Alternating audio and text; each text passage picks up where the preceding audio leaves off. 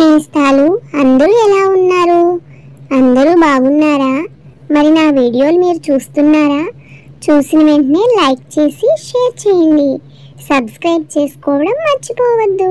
ఇప్పుడు మన జాబిలమ్మ చెప్పిన ఒక మంచి కథను మీకు చెప్తాను, వినండి. పూర్వం దండకారణ్యంలో ఒక కుందేళ్ల గుంపు ఉండేది.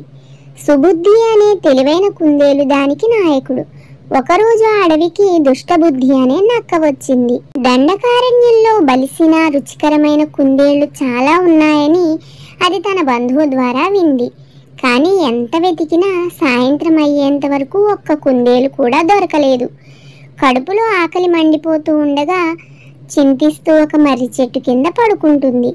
కొంతసేపటికి ఎదురుగా ఓ తెల్లని పిల్ల కుందేలు నిలబడి ఉంటుంది.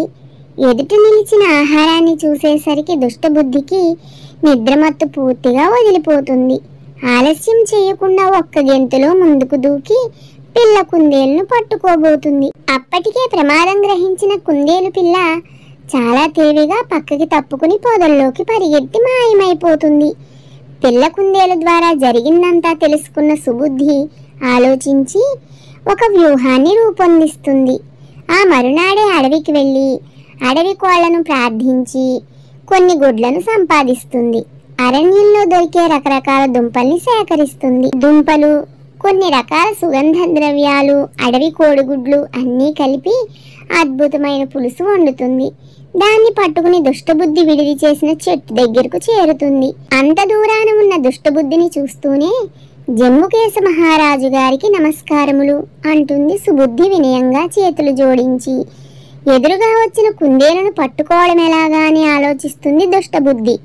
ఆ మర్యాదకు ఉబ్బి తబ్బిప్పైపోతుంది. మహారాజా, నిన్న మీరు ఆకలి మీద ఉన్నట్టున్నారు.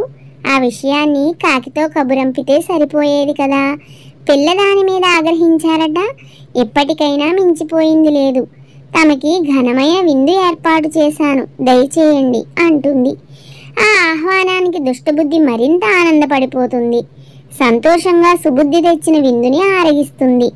అడవి కోడిగుడ్లు దుష్టబుద్ధికి బాగా నచ్చుతాయి. గుడ్లే ఇంత రుచిగా ఉంటే అవి పెట్టిన కోడి ఇంకెంత రుచిగా ఉంటుందో అనుకుంటుంది. ఆ విషయమే సుబుద్ధితో అంటుంది కూడా. అంతా విన్న సుబుద్ధి, మహారాజా, ఇక్కడికైతే నేను ఒకటో రెండో తేగలను. కానీ మీరే అక్కడికి వస్తే మీకు కావలసినన్ని కోళ్లను తినొచ్చు అంటుంది వినయంగా. సుబుద్ధి చెప్పింది దుష్టబుద్ధికి బాగా నచ్చుతుంది. కోడి మాంసం రుచిలో పడి అసలు విషయాన్ని మర్చిపోతుంది. గుడ్డిగా సుబుద్ధి వెంట బయలుదేరుతుంది దుష్టబుద్ధి. దుష్టబుద్ధిని తిన్నగా దగ్గరలో ఉన్న గ్రామానికి తీసుకువెళ్తుంది సుబుద్ధి. అక్కడ ఒక రైతు ఇంటి దగ్గర ఉన్న కోళ్ల గూడును చూపిస్తుంది.